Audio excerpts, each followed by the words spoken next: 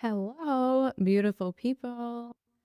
We are talking about emotions, emotional well being, and really through emotions this morning.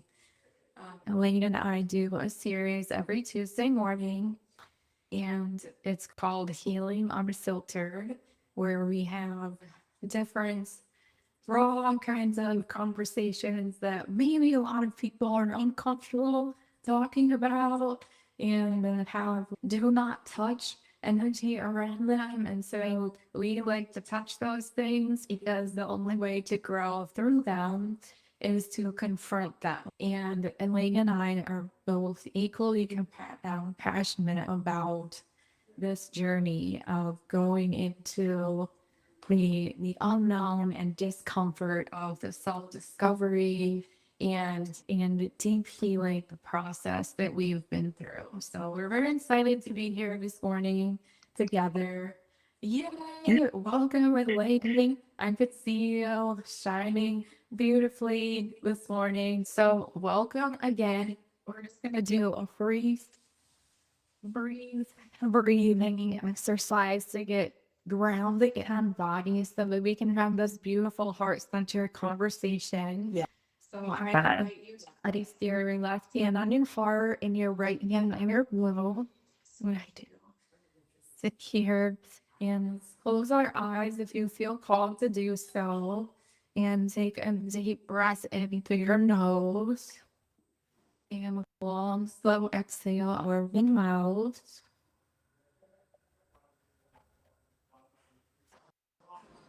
Do that time, deep breath into the nose, long, slow exhale.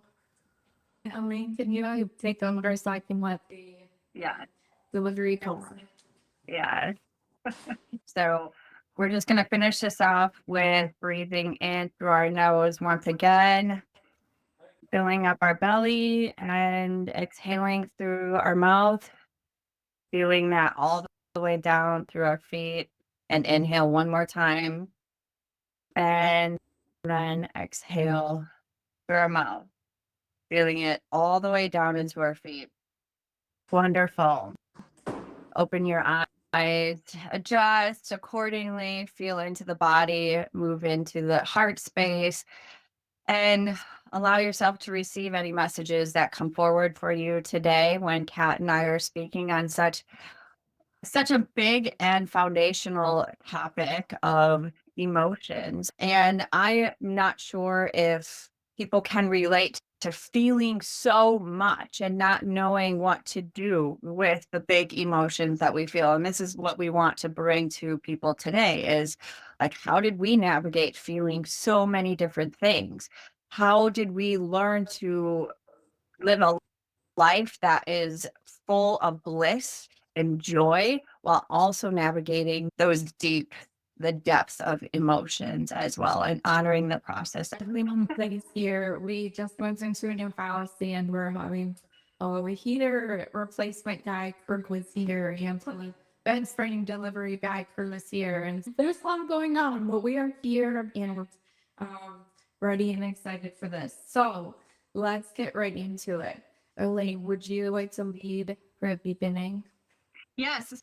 So I find it very interesting too that what you're experiencing right now, Kat, in your home is very representative of what we are attempting to bring forward, right? Your house has a ton of chaos happening in there, but yours, yeah, you are able to be centered and in your heart space and not allow that to really affect the way that you interact with others, right? And that's because you have such an amazing awareness to how your body responds, while also how your emotions play into that. And I think that is part of the process, right?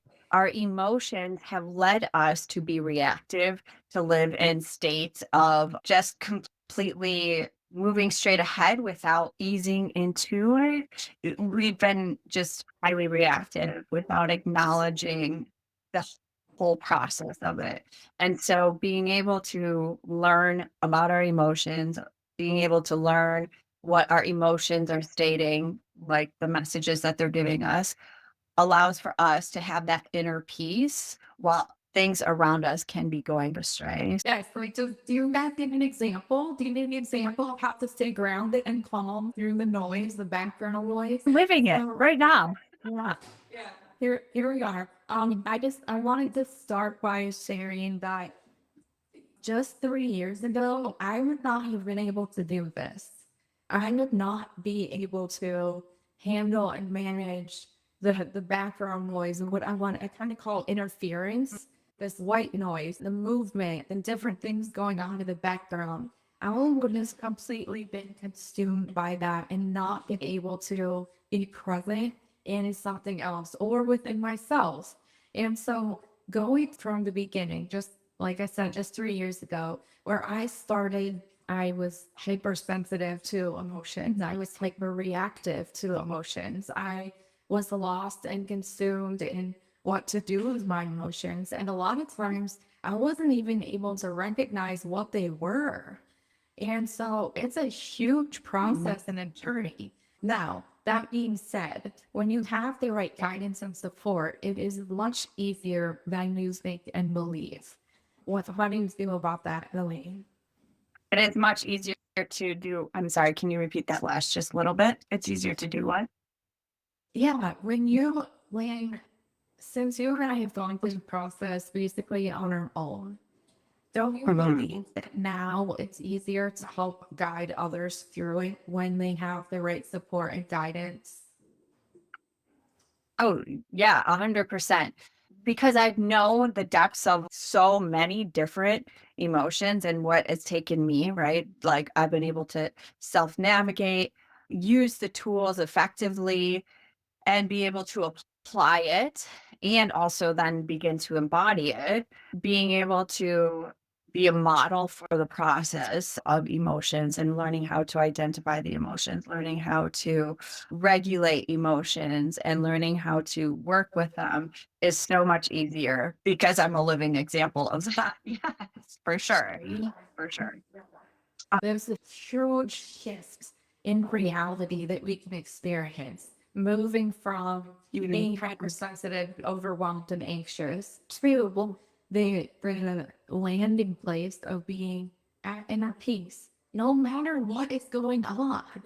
And you can achieve that. You can do this too. And it's very possible for you. But you do need the right support and guidance and tools in order to achieve that.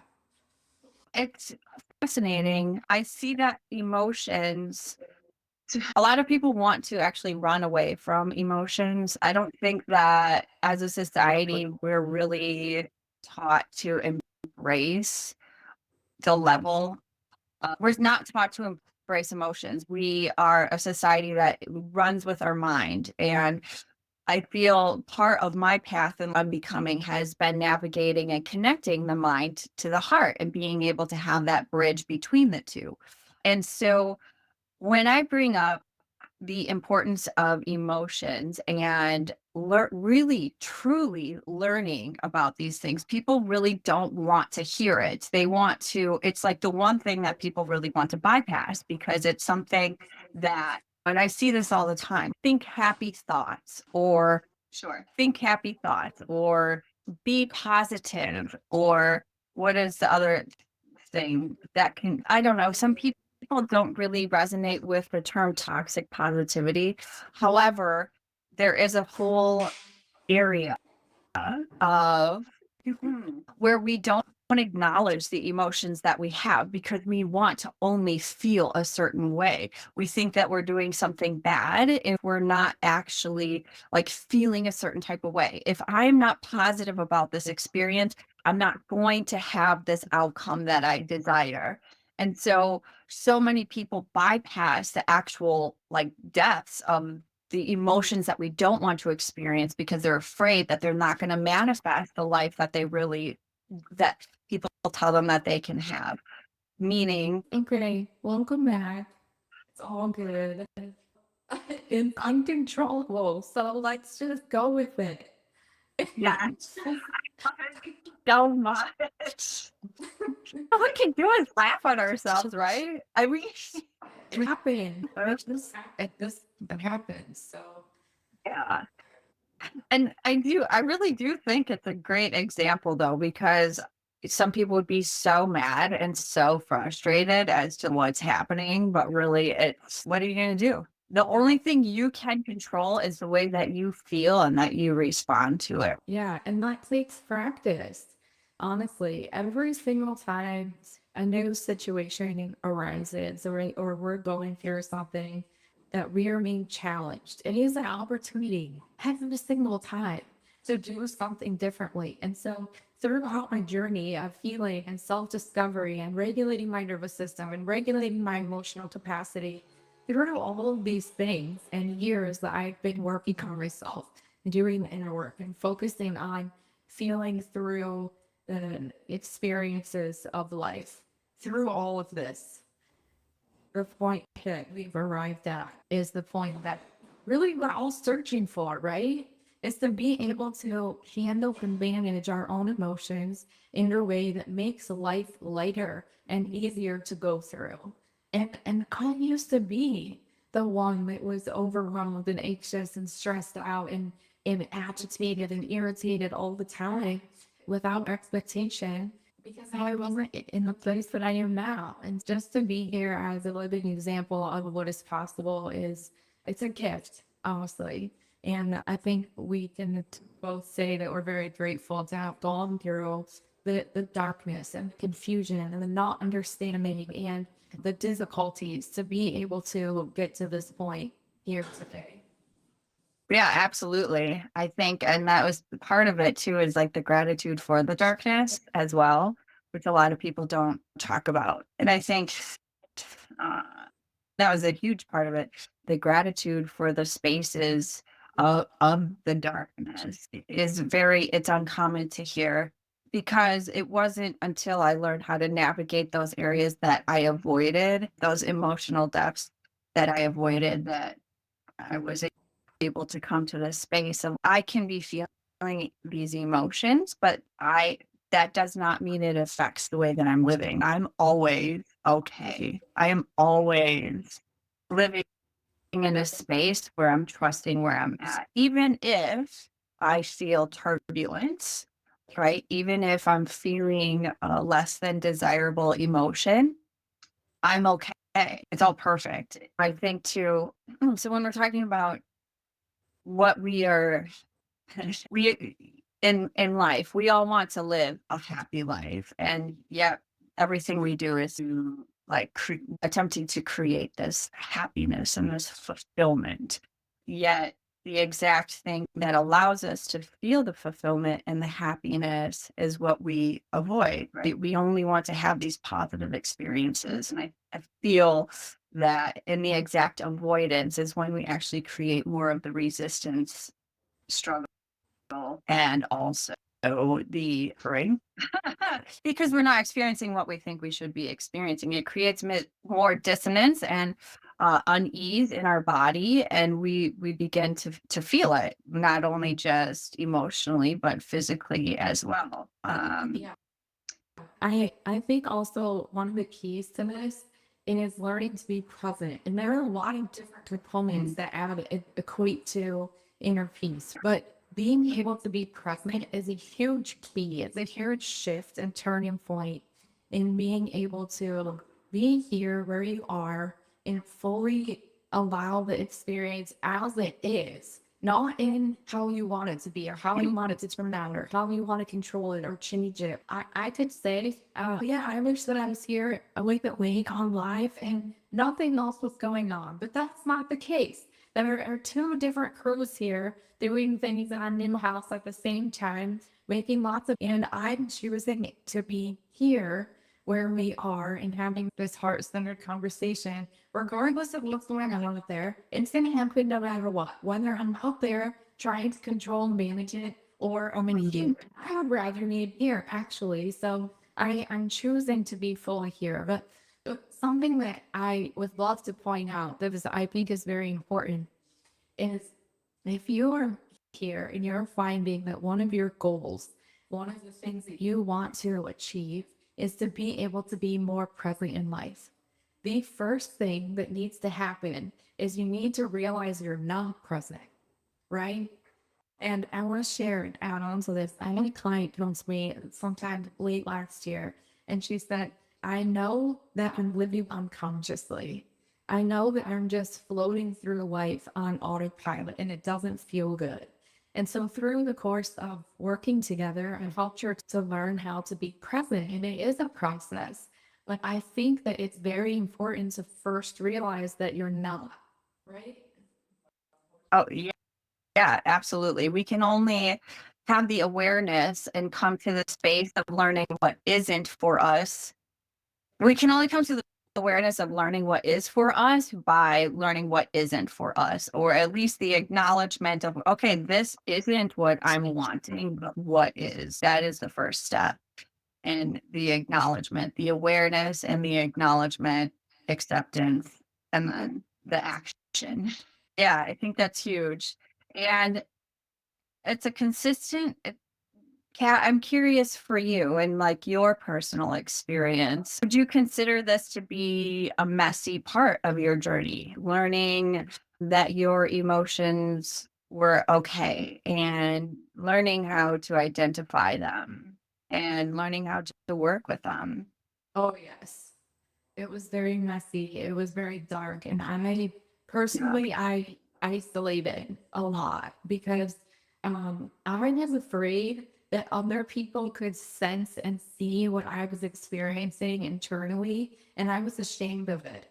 I was very embarrassed because I, at the time, just a couple years ago, I thought that's who I was in that darkness and confusion and mess. And so I was afraid for people to see it because I thought they would think that's who I was too. That is a really great point. Yeah. Okay. So, how did you start to open up? One step at a time, Yeah. one at a time, one stepping out of my comfort zone at a time and realizing and positively reinforcing with myself that I'm safe. I am here. This is okay to be. It's okay to be uncomfortable. It's not dangerous. It just feels weird. And like, how true is that for we just moved in this house yesterday morning? It's been 24 hours that we've been here, and it is uncomfortable for the family mostly. Not really to me anymore, but it could be seen easily as discomfort because our things aren't in boxes and we are finding new places for things and we haven't really made this home yet. And so it's just, and we're just in it. We got to go through this part to get to the comfortable part, to get to the place that we've been looking for, my wife and I, for a couple of years now, honestly. So I know that it's worth it. And we just gotta continue there and grind ourselves and root ourselves in the discomfort in order to get to the joy. I agree with all of that too. The discomfort and being uncomfortable isn't going to kill us. And I think that's something honestly that I felt would kill me. Like because I I was someone that would go to the depths of despair, straight dark. And I thought that I would be consumed by those painful experiences. And I think because I attempted everything in my power to not honor that sometimes I go dark. Like sometimes it can get dark. Like it hasn't in a while, like in a couple of years, because again, acknowledging that just because I have dark times or dark moments or uncomfortable spaces, that's not who I am. It's not me. And actually, the more that I've been like, yeah, so this is just what I'm experiencing. It's not me. I am not this feeling. It's an experience. The faster I move through those things. So yeah, mine was very messy as well. Learning to be uncomfortable and actually welcoming the discomfort, being comfortable with being uncomfortable was a huge that's the moment from where we want to fix the pain, we want to fix the discomfort, yet we lean into it more and allow that space to be is really where I have found the presence the feeling, the learning to make different choices, where that all becomes, because the more discomfort that we can actually harness, the more being uncomfortable that we can lean into, the more our choices can be based not on reactivity, not on our wounds. We can begin making actions from our truth and not actions from our core hurts. But that, yeah, that was really messy. I do also feel that I relate to what you said, Kat, where I did isolate myself. And I don't know if it was because I didn't want people to see me that way, or because I knew how to manage the emotions and I didn't want people to be frightened for me. Like, if I let people in at how dark I was at that time, I knew I wasn't going to, I knew I was okay. But what I was experiencing, what people weren't comfortable with, if that makes sense. Yeah, it totally makes sense to me. I didn't want to let people into that part of my journey either. I'm like, I need to figure this out myself in order to be comfortable with who I am. And as I started unfolding the layers and peeling back the layers of myself and even reframing who I am at my core. Because for a long time, I identified as my trauma for a very long time. I thought that I was a victim of narcissistic abuse, and that's who I was. And when I was able to slowly start stepping away from that and recreating who I am at the core of myself, peeling back all the pain and the things that were covering and blocking me from who I was, when I was able to do that, I think that's when I started to be more comfortable with who I was, no matter what the environment, circumstances, or people were around. Because when you know who you are, it's a whole new reality, right? That opens up life, really. It opens your own heart to experience more and be open to experiencing more and not being so actually not caring so much about what other people are thinking of your experience or your reality. Now, like, who cares? It's not important what other people are thinking of your experience and your journey. It's only important what you think of your experience and your journey. It's so true. It's so true. And and other people's input to me, I feel had really influenced the way that I perceived my journey. And so that, I think, too, was like a huge part of me just like really establishing the essence and trusting the essence of who I am, like that I am not the experiences, nor am I the feelings. But what I did recognize was that the experiences allowed for me to have allowed for the expression of the divinity that I have. Acknowledging the experiences shaped the way that I express myself, allowed for me to be more okay with what I was experiencing, the emotions that I was having. Yeah, it's just all so, it's so interesting. So, at the core of all of this, we've touched on many different things. I think it all comes down to, for me, it was about first recognizing the ways in which I avoided all emotions, like with social media, with addictions of relationships, or addiction to identifying to the pain, recognizing, identifying these emotions, allowing the emotions to be messengers, not my truth, but then also using that to liberate myself. Okay, so what are these messengers, these emotions attempting to tell me, and use them to break free from the stories that kept going on in my head? There's just, I think, like we were talking earlier, there is a process, but it's actually doing the process, which allows for us to become the embodied state of the essence. It allows for us to actually use emotions as guides and not use them as, or view them as enemy. Yes, yes, definitely. And for myself, when You, I went through about a 10-year period of time where I was still closed off.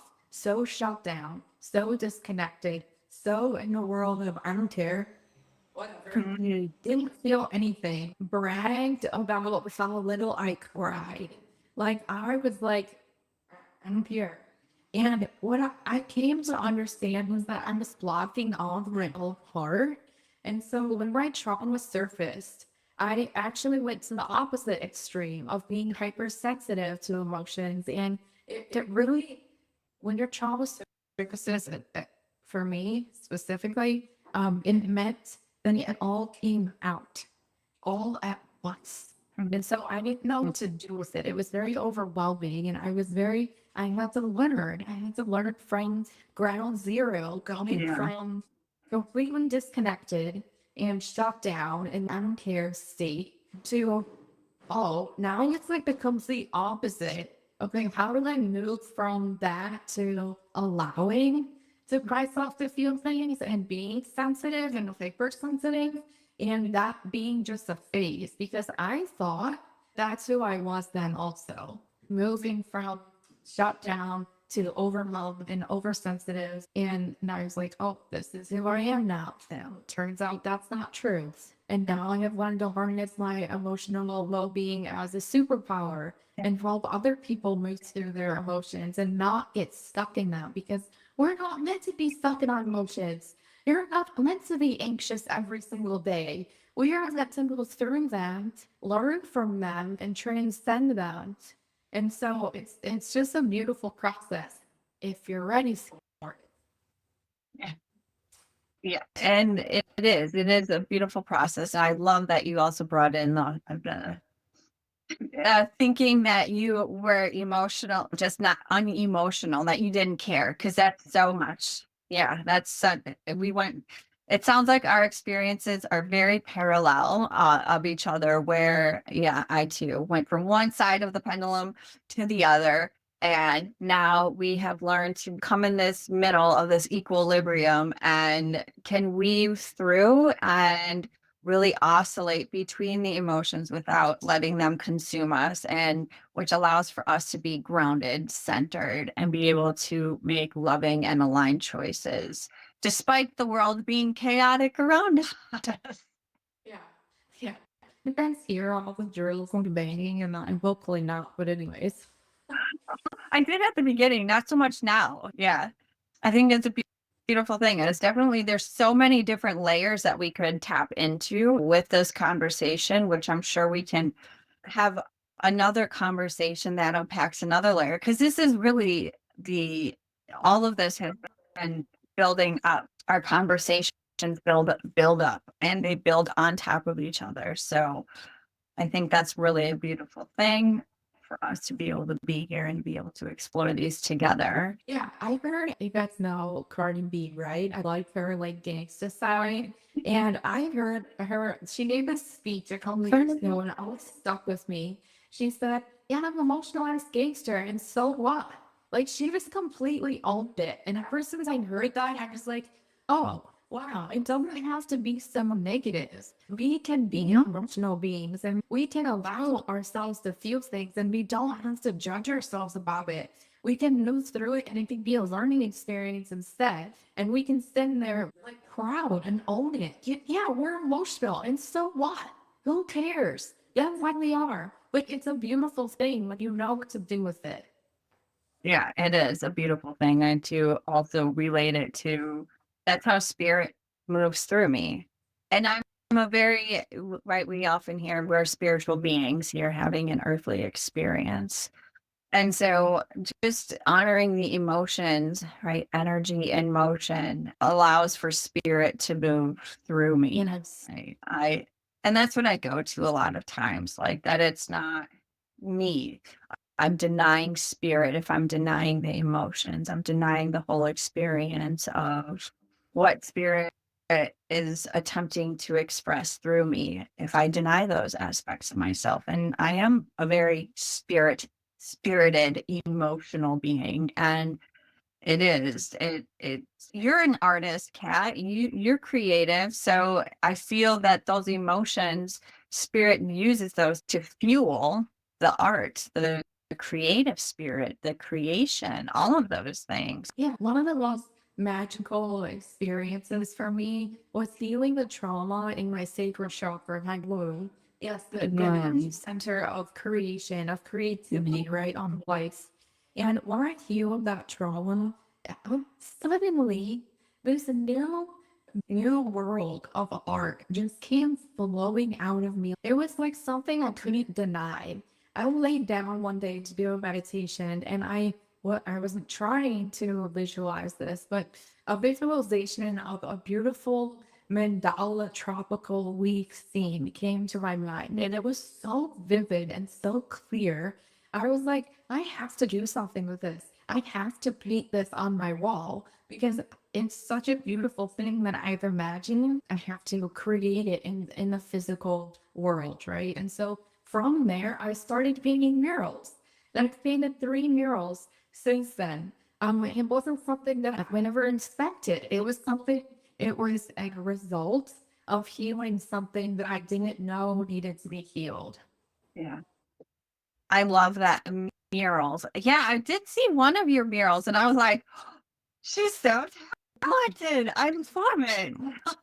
Because and that is the people that I work with. It is about all the creative expression. You're so accurate. And that's how we alchemize emotions, right? Because I paint, I don't do murals, but I do more so of the like abstract type painting where I let the emotions and my senses guide what I create because I need to get it out somewhere. And I think that's really important too. And learning, writing, talking, creating, arting, whatever that is for people, that getting the emotions out in some sort of thing that you can actually see is very it's alchemizing, right? That you would totally experience that. Well, you're taking a density of these emotions and you're creating something light with it. That's transformative at so many different levels and layers.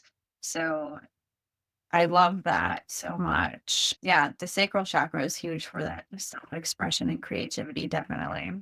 Yeah. And so with that, let's see. Did you have anything else? Shall I pull a card or did you have anything else that you wanted to share? Not really. I think that that's what sound fun, extra interactive call today. But yeah, I need card time. Let's do it. Let's do it. So, as you can see, my plethora of cards behind me, which is not even all of them. I once had an addiction to buying oracle and tarot cards for sure. Because I thought that they gave me the answers that I was looking for. And now I just use them because I love them. Anyways, let's get the cards just for closing and see what we have here. Okay. Path of success. Where are we? Path of success. Choosing direction is your right. Wait, let me get this. Ocean can be yours. Why should you stop? Beguiled by dreams of evanescent dew. The secrets of the sun are yours, but you content yourself with motes trapped in beams. Let's assume that you are facing a challenge. Something unexpected has blocked your flow and is calling on you to respond. Your immediate reaction to this calls determines the level of your willpower. If you respond with, I don't think I'm able to do it, you put yourself in limitation. If your immediate reaction is, I don't want to do it, it indicates that you have control over the situation and are capable of handling it at any time.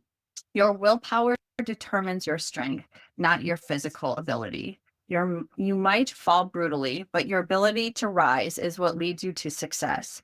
Your power is controlled by the strength of your soul and your relationship to your environment. You don't need to be outstandingly talented to succeed in your pursuit. The power to achieve lies in moving forward with full energy and perseverance. The more you take responsibility for what you bring into this world, the more empowered and productive you become. Let go of temptations for short term gratification and take refuge in love. Know that your creator loves you deeply and profoundly. Be strong and open your heart to the messages and healing that are embedded in you. No one can predict what effect their life produces and how they can be affecting others. There are many things that you can control in life.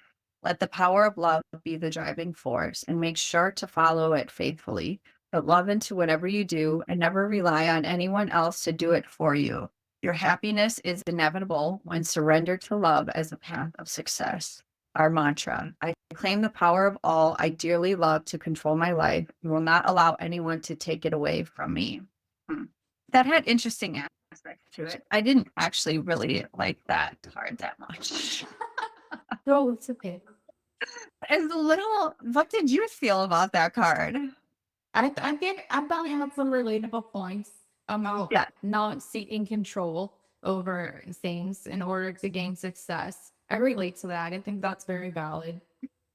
I agree. Yeah, I also agree that like getting up and the perseverance that we have is what we have control over, and that our environment and our relationship to the environment and those things around us is what determines what we bring into the world.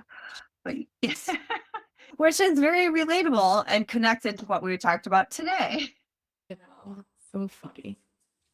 Oh, it was so lovely to share this space with everyone and definitely with you, Kat. Yes, thank you for this very interactive talk. Definitely. And we will see you next Tuesday. Have a Next, beautiful week. yes, have a beautiful week.